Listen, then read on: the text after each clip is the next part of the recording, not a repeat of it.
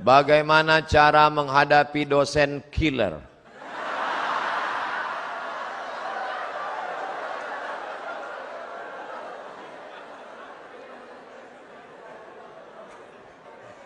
Coba dipelajari dulu dosen ini, kenapa dia menjadi killer? Apakah dia memang bermasalah? Kalau di Amerika, di Eropa, dosen-dosen itu direview, ditinjau ulang. Dia layak tidak berhadapan dengan manusia. Kalau dosen tidak layak berhadapan dengan manusia, banyak laporan, maka dia disuruh berhadapan dengan komputer. Karena kalau orang yang tidak layak berhadapan dengan manusia, dipaksakan juga dua kemungkinan. Kalau tidak dia error, orang lain error. Nah, tapi kadang tidak selamanya salah dosen. Bisa jadi mahasiswa itu. Buktinya dengan mahasiswa yang lain dia tidak error. Dengan Ahmad dia marah. Dengan Junaidi dia marah. Dengan Abdul Somad dia marah. Tapi dengan Aisyah, dengan Fatimah, itu menunjukkan artinya. Tapi ada juga dosen laki-laki, dengan Aisyah dia marah, dengan Fatimah dia marah, dengan Anto dia baik. Wah, ini mengerikan. Ini kalau bahasa Jawanya something wrong. Nah, oleh sebab itu maka kita bicarakan bersama. Di sana ada dewan kehormatan, ada dekan, ada kajur, ada senat, bicarakan. Kalau nggak berani ngomong langsung, buat laporan. Tapi jangan isu, jangan hoax. Betul-betul data dan fakta, terjadi kekeliruan. Tapi insya Allah dosen-dosen kita baik-baik. Mereka jadi dosen itu kan karena lulus fit and proper test. Ustadz kok tahu? Saya melewati tes itu. Sampai macam-macam tes yang saya lalui. Surat kesehatan dari dokter, dia ragu saya sakit.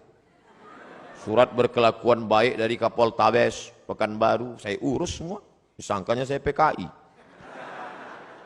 Nyatakan Kapoltabes Pekanbaru menyatakan orang ini tidak terlibat G30 PKI dan tidak teroris. Masa tampang seganteng ini teroris? Bersih semua. Sampai fit and proper test disuruhnya saya putar. Silakan masuk. Saya masuk. Putar kanan. Putar kiri. Habis itu saya heran, ini tes apa? Oh, ternyata Anda tidak cacat. Semua dites, sampai bibir saya pun ditanyanya. Kenapa bibir Anda hitam? Anda merokok ya? Tidak Pak. Kok bibir Anda hitam? Ya saya hitam, bibirnya hitam. Masa orang hitam bibirnya putih? Apa ada-ada aja. Jadi jangan kalian sangka jadi dosen itu tidak pakai tes. Oh, luar biasa tesnya. Mohon nasihat Ustadz untuk para aktivis kampus yang ketika azan masih tetap rapat. Mana yang lebih baik, menghentikan rapat kemudian sholat atau menunda sholat untuk menyelesaikan rapat?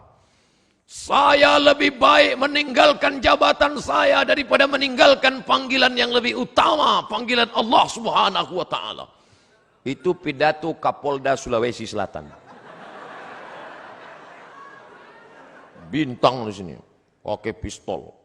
Pidato dia, lebih baik, ini panggilan yang paling utama, panggilan Allah SWT. Saya ketemu langsung, luar biasa itu manusia. Manusia-manusia unik yang perlu dibudidayakan. Jarang-jarang orang seperti ini. Kalau ada orang seperti ini, kita doakan. Allahumma katsir amsalahu, jadikan orang seperti ini banyak di atas muka bumi ini, ya Allah. Jadi Pak Ustadz, ikutlah Pak Kapolda itu. Saya tak pernah pacaran, sama macam saya. Dan bingung untuk mencari calon istri, sama. Bagaimana ya Ustadz kriteria calon istri yang baik? Tungkahul mar'atu li arba'. Perempuan dinikahi karena 4. Pertama, limaliha, sukih. Kaya, duitnya banyak, wakeh tenan. Wali jamali, wali hasabiha, keturunan orang baik-baik. Bangsawan, bangsa yang hidup di awan. Wali jamaliha, beautiful, sweet. Tapi jangan black sweet. Black sweet itu hitam manis. Saya dulu dipesan orang, nanti kalau kau nikah jangan cari hitam manis. Kenapa gitu? Habis manisnya tinggal hitamnya. Yang hitam manis jangan tersinggung. Bercanda.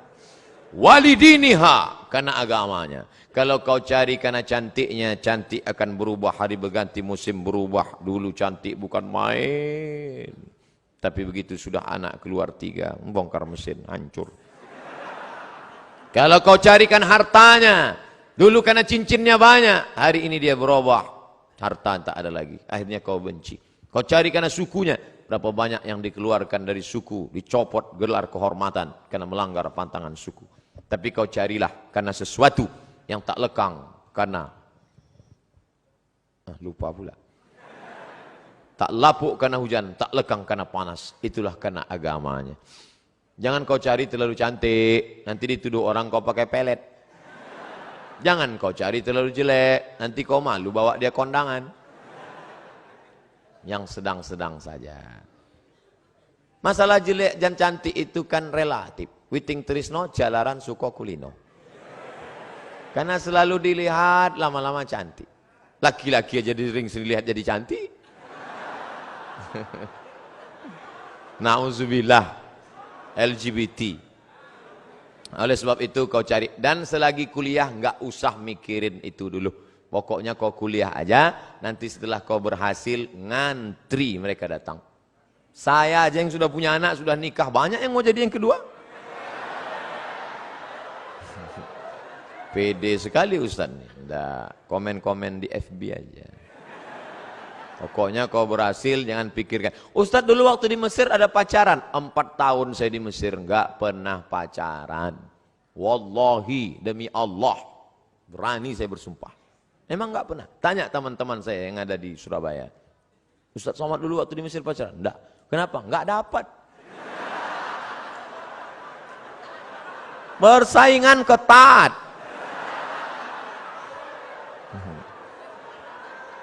Mahasiswa Indonesia 2.400 orang. Yang laki-laki 2.100. Yang perempuan 300. Hitung aja skala berapa itu. Habis semua digarap ketua-ketua persatuan. Kita nggak dapat.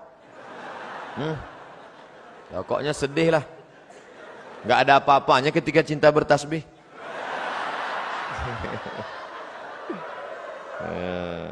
Tapi nanti setelah kau berhasil, insya Allah, di mana ada gula, di situ ada semut. Ustadz, cara berdakwah yang baik kepada pemuda yang belum paham syariat Islam itu gimana? Aku tidak mengerti syariat Islam.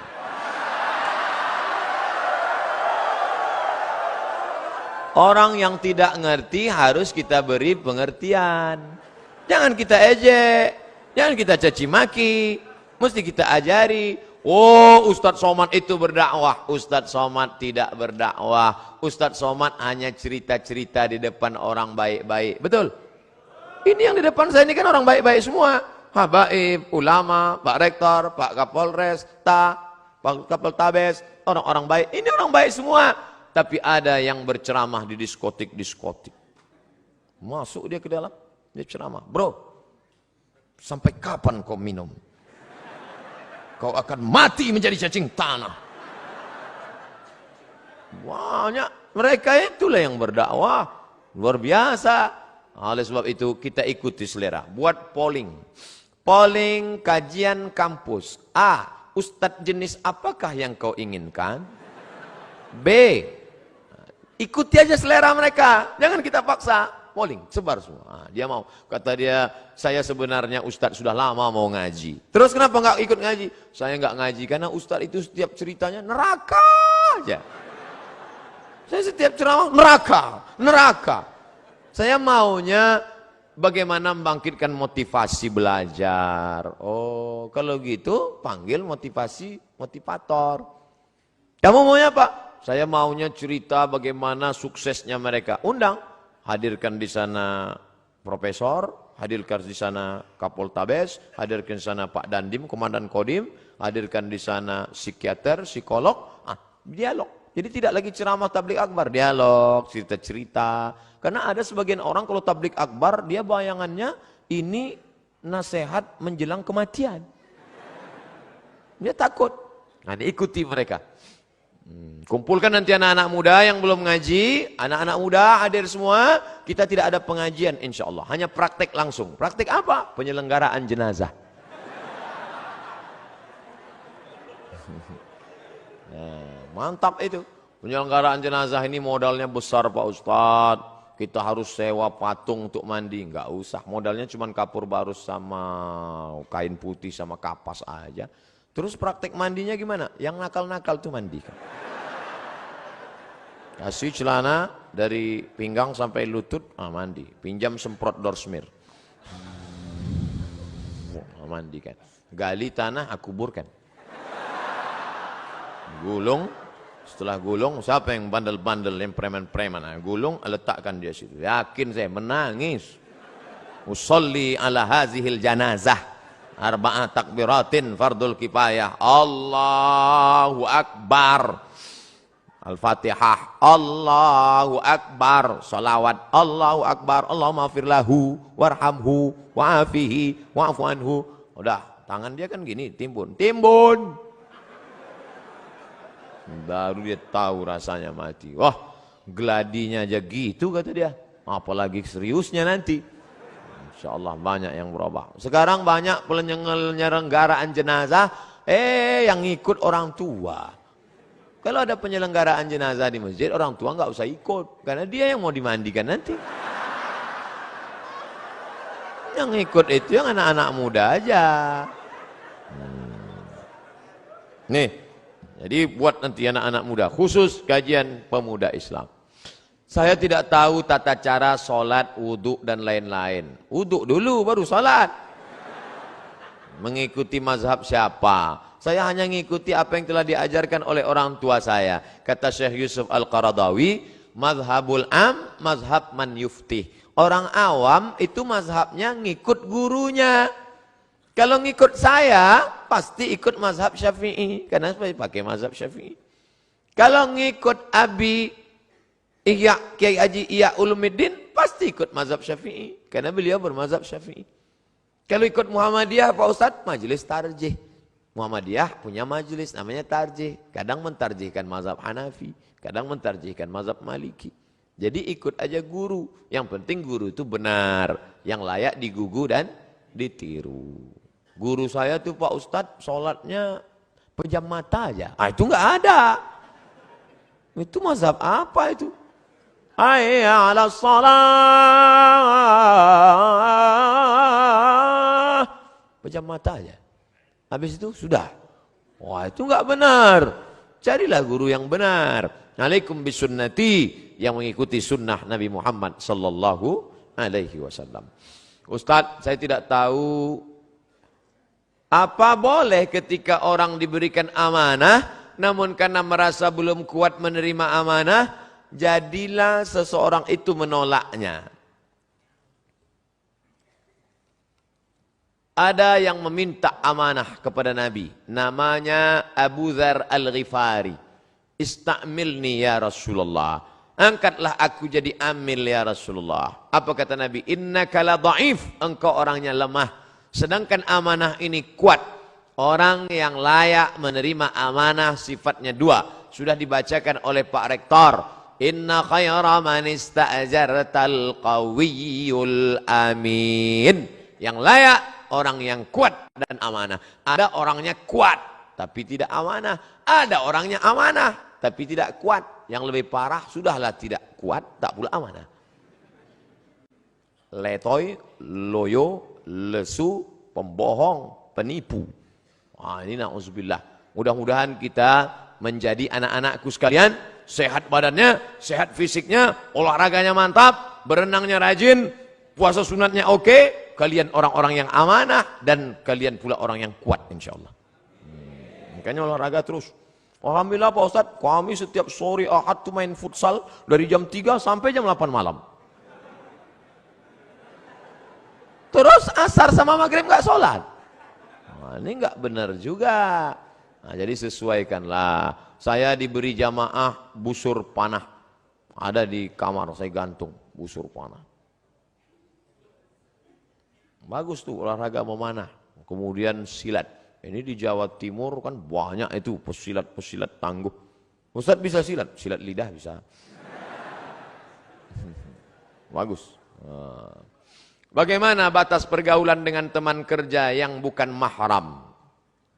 Apa boleh jika kita sampai bergurau dengan teman kerja yang bukan mahram? Oh. Masuk pagi jam 8. Keluar jam 4 sore. 9, 10, 11, 12, 1, 2, 3, 4. 8 jam dengan suami orang, 8 menit dengan suami sendiri. Makanya jangan heran terjadilah pelakor. Mengganggu laki orang. Ustadz ini perempuan aja yang salah. Oke, laki-laki juga ada yang salah. Siapa dia? Senior. Senang istri orang. Gara-gara apa? Gara-gara sekantor. Jadi kalau gitu kami yang sekantor dengan yang tidak mahram ini gimana Pak Ustadz? Boleh dalam kurung syarat dan ketentuan berlaku. 5 syarat. Tulis nanti, print, tempel di dinding. Pertama, la yakhluwanna rajulun ma'amra'atin illa ma'adhi mahramin. Jangan berdua-duaan tanpa mahram. Kalaupun berdua-duaan, harus ada orang ketiga, orang keempat duduk ramai-ramai. Karena kalau sudah berdua, berawal dari senyum-senyum, kirim-kiriman video lucu, kata-kata,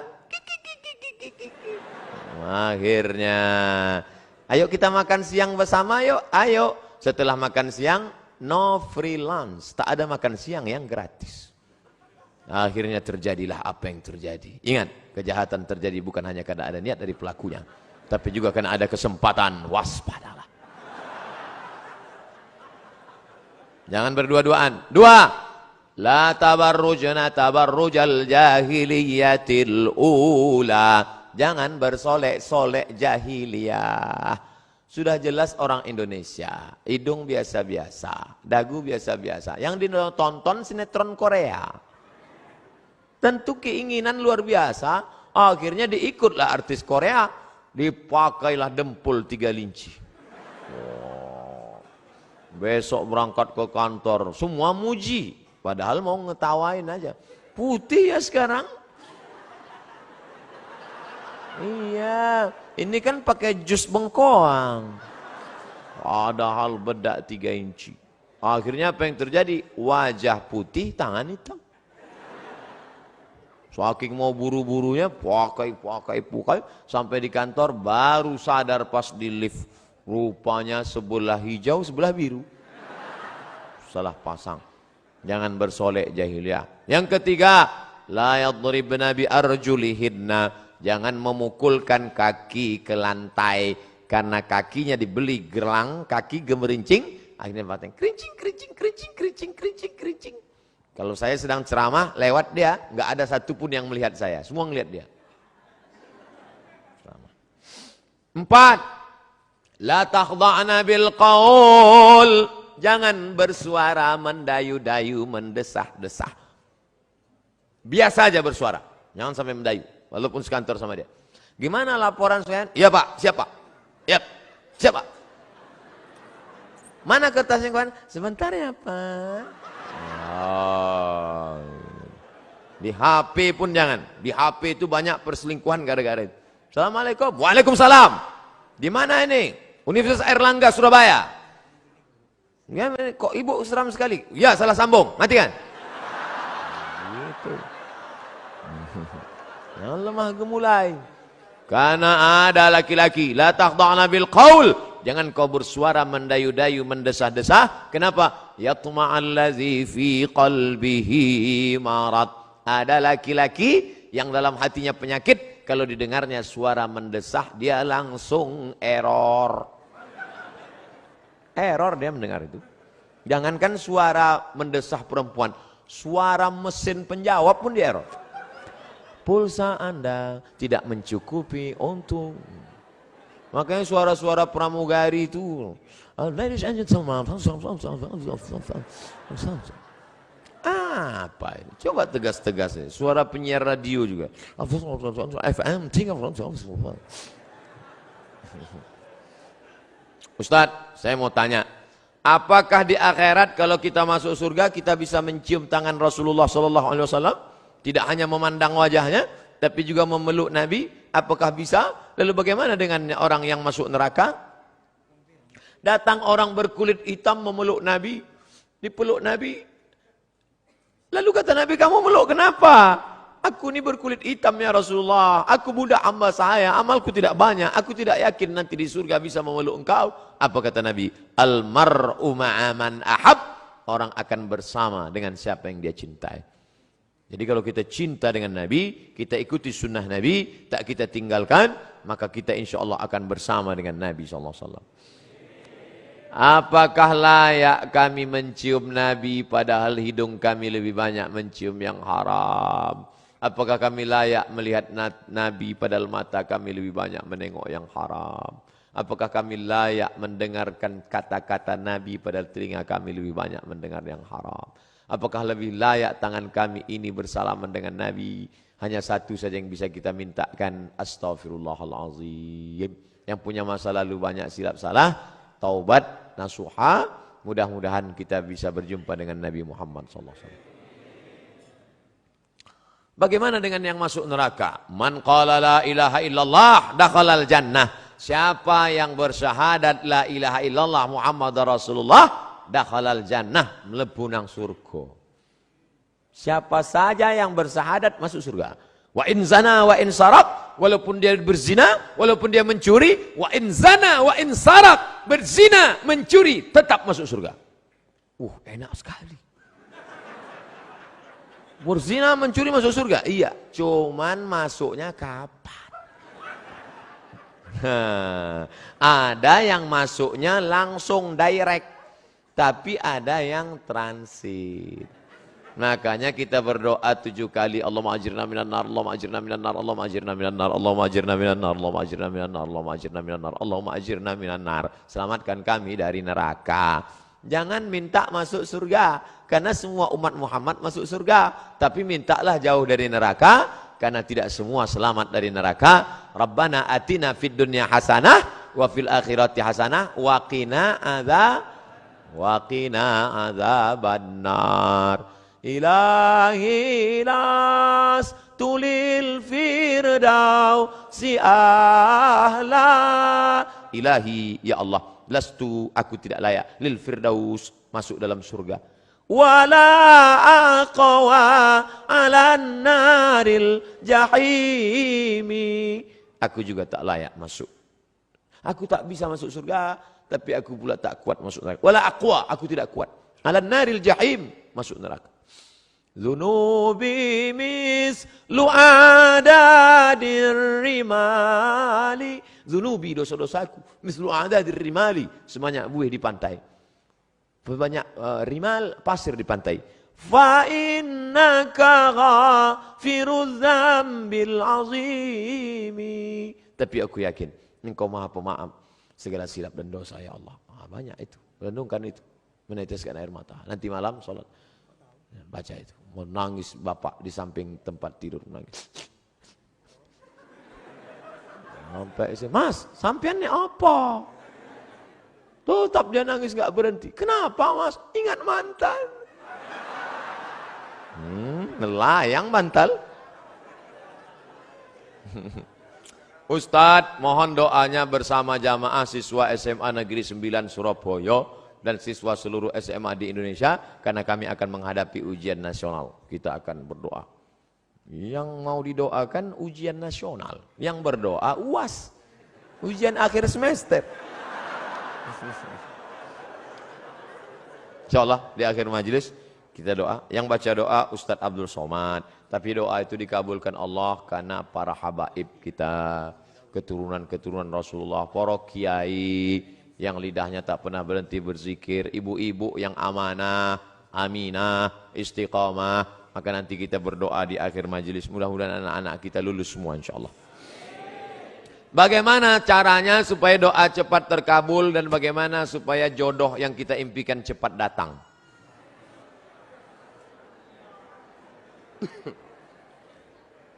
Tidak ada doa yang tidak dikabulkan Allah. Semua doa dikabulkan Allah. Orang yang merasa doanya tidak dikabulkan Allah, dia sudah suudzon pada Allah. Pertama, ada yang doa itu cash and carry, langsung. Dua, ada doa itu ditunda Allah karena ini belum layak. Sama seperti anak minta pisau, belum layak. Nanti kalau ku kasih kau luka. Ini orang belum layak dikasih mobil. Nanti kalau dikasih mobil malah nggak sholat. Dulu waktu masih pakai motor sholat. Habis dikasih mobil, sholatnya Idul Fitri sama Idul Adha. Ilmunya belum sampai. Yang ketiga, ada orang-orang yang rezekinya ditahan Allah, nanti akan diberikan di surga. Mala a'yunun ra'at, belum pernah dilihat mata, wala udhunun sami'at, belum pernah didengar telinga, wala takhatara ala qalbi bashar, belum pernah terlintas di hati manusia. Jadi doa kita itu tetap saja doa. Ini sekarang banyak anak-anak muda nggak mau sholat, nggak mau berdoa. Assalamualaikum warahmatullahi wabarakatuh. Assalamualaikum warahmatullahi wabarakatuh. Oh, saya tanya, sampean orang dungo, kamu kok nggak berdoa? Oh, yang lama aja belum dikabulkan. Ngapain nambah yang baru loh? Doa. Orang yang nggak mau berdoa itu sombong, maka doa. Ustadz, boleh nggak kalau saya doa saya sebutkan orangnya? Ya boleh. Ya Allah, itu ada ketua BEM, orangnya ganteng banget ya Allah. Rasanya kalau punya suami seperti dia, so sweet. Boleh, apa nggak boleh? Tolonglah kirimkan angin cinta ke hatinya. Tapi kalau dia tidak menerima, kirimkan angin puting beliung sekalian. Mati. Jangan, nggak boleh doa yang nggak baik. Andai dia tidak bersudi berterima, maka berilah yang lebih baik daripada dia, insya Allah. Maka kita minta pada Allah bukan yang kita mau, tapi yang dikehendaki Allah Subhanahu Wa Taala. Makanya bapak-bapak kadang kalau dia nikah, istrinya biasa-biasa aja. Pas ditanya sama orang, Pak, istri bapak? Iya. Bapak ganteng kok bisa yang gitu? Itu yang paling indah menurut Allah. Itu artinya gagal dengan yang ayat itu. Aku tidak melihat engkau, yang kulihat adalah orang yang sudah mengirimkan engkau. Datang utusan presiden. Kita tidak lihat dia, yang kita lihat yang mengutusnya. Ada 3 orang diberi pena. Yang satu dikasih pena, yang satu dikasih pena, 3 orang, tapi responnya beda. Yang satu berkata, cuman dikasih pena sama Pak Gubernur. Ya jadilah daripada nggak ada pena. Yang satu marah-marah. Masa cuman ngasih pena? Kasih kayak Harley Davidson. Yang satu lagi, aku tidak melihat bendanya. Tapi yang kulihat adalah siapa yang memberikannya. Sehingga setiap aku menulis orang akan bertanya, apa yang kau tulis? Tulisannya biasa, tapi pena ini pemberian sang raja. Nah, nanti begitu kau berdapat, walaupun dia biasa aja. Itu siapa? Dia yang sudah dikirimkan Allah Subhanahu Wa Taala. Begitu. Nah, nanti bapak, ibu pulang besok kalau ada yang nanya, itu istrimu? Iya. Kok begitu bentuknya? Dia dikirimkan Allah.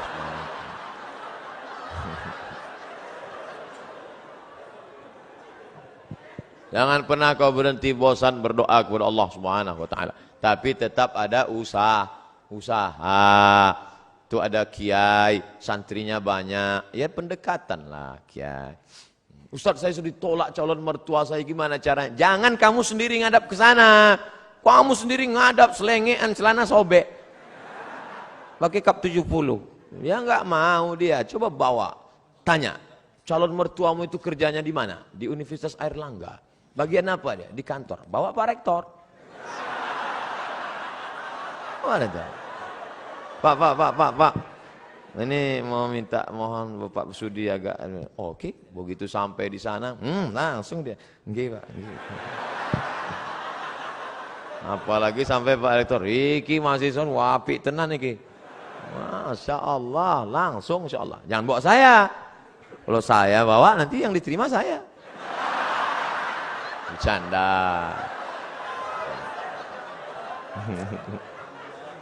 Ustadz, saya punya pertanyaan Ustadz, bagaimana caranya agar kita ikhlas dan kuat ketika kita ditinggalkan oleh kedua orang tua kita menghadap Sang Ilahi.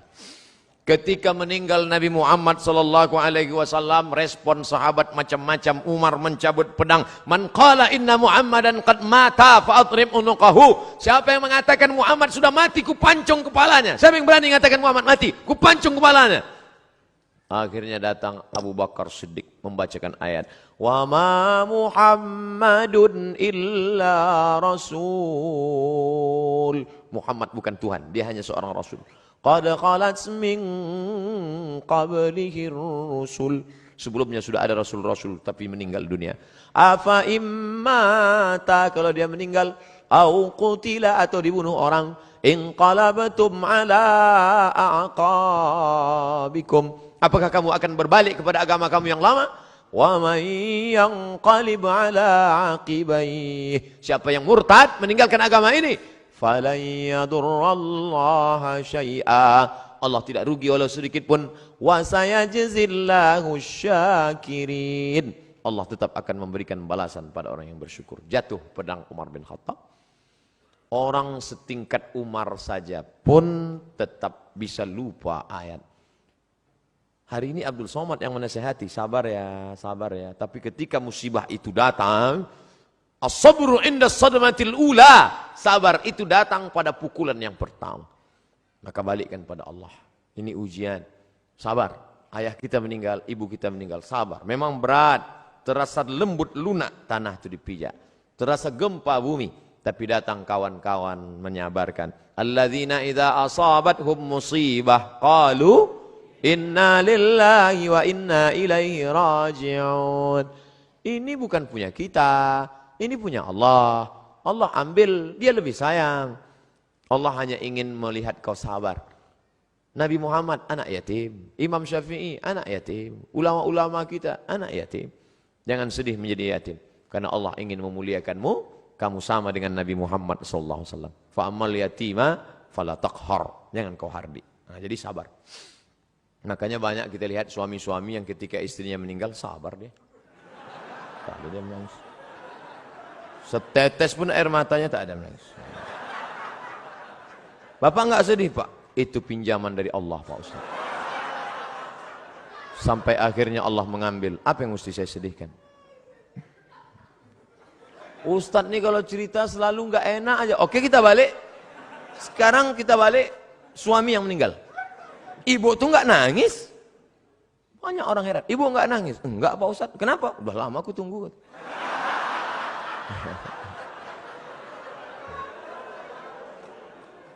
Balikkan pada Allah SWT. Bagaimana pandangan dan pendapat Ustaz tentang jaringan Islam liberal yang sudah mulai marak di Indonesia dan saat ini mulai masuk ke kerohanian SKI sekolah-sekolah. Jadi ada di Jawa Timur, Pondok Pesantren Ponorogo, Gontor, Darussalam, punya anak namanya Dr. Fahmi Zarkashi. Itu ketua daripada MIUMI, Majelis Intelektual Muda Ulama Muda Indonesia. Mereka ini punya namanya INSIS, bukan ISIS, INSIS, INSIST. Ini yang konsen dalam masalah mengcounter liberal. Jadi adik-adik nanti buat kajian, undang mereka. Cuman mereka tidak model ceramah begini. Pakai makalah, serius, pakai infokus. Nah, nanti undang. Ada namanya Dr. Adian Husaini. Kemudian ada pula Dr. Fahmi Zarkashi dari London, Inggris. S2-nya dari IIU, International Islamic University di Islamabad, Pakistan. Ada lagi dapat doktor 2. Satu dari Bonn, Pak Jerman, yang satu lagi dari Istak. Murid langsung dari Profesor Dr. Naqib Al-Attas yang ada di Malaysia. Nah, ini mereka konsen mengcounter itu. Nah, nanti adik-adik is a world Islamic view. Bagaimana memandang dengan pandangan Islam. Bagaimana program brainwash, cuci otak. Bagaimana, itu semua. Dari pagi sampai makan siang zuhur, sampai sore sehari membahas tentang masalah itu dengan pakar-pakarnya. Nah, insya Allah ke depan buat program. Buat program apakah sebulan sekali atau 2 bulan sekali atau 3 bulan sekali, apakah triwulan, apakah caturwulan. Bulan ini ustadz ini, bulan depan ustadz ini. Tapi kalau untuk INSIS tadi harus satu paket. Nah, ini insya Allah memberikan pandangan yang baru buat kita semua insya Allah. Amin. Kertas terakhir, minta doa untuk siswa-siswi SMA Negeri 9 Surabaya yang akan menghadapi ujian nasional. Hadir 2.000 siswa-siswi. Di mahasiswa-siswi ini. Untuk mahasiswa-mahasiswi Unair agar istiqomah menjalankan visi misi universitas excellent with morality. Oh, ini luar biasa. Tetap excellent, tetap peringkat tinggi, tetap berprestasi secara intelektual, tapi with morality. Tapi tetap berakhlakul karimah. IP-nya 4, tapi juga tahajudnya rajin, fisiknya sehat. Amin. Al-mu'minul qawi, mukmin yang kuat, kuat fisik, kuat mental, kuat ekonomi, kuat otak, kuat hati, kuat iman, kuat ilmu, kuat amal, khairun, lebih baik, wa ahabbu ilallah, lebih dicintai Allah, minal mu'minid dhaif, daripada mukmin yang lemah. Mudah-mudahan selesai kajian ini tidak bim salabim abrakadabra, tapi berproses menuju kebaikan insyaallah. Amin ya rabbal alamin.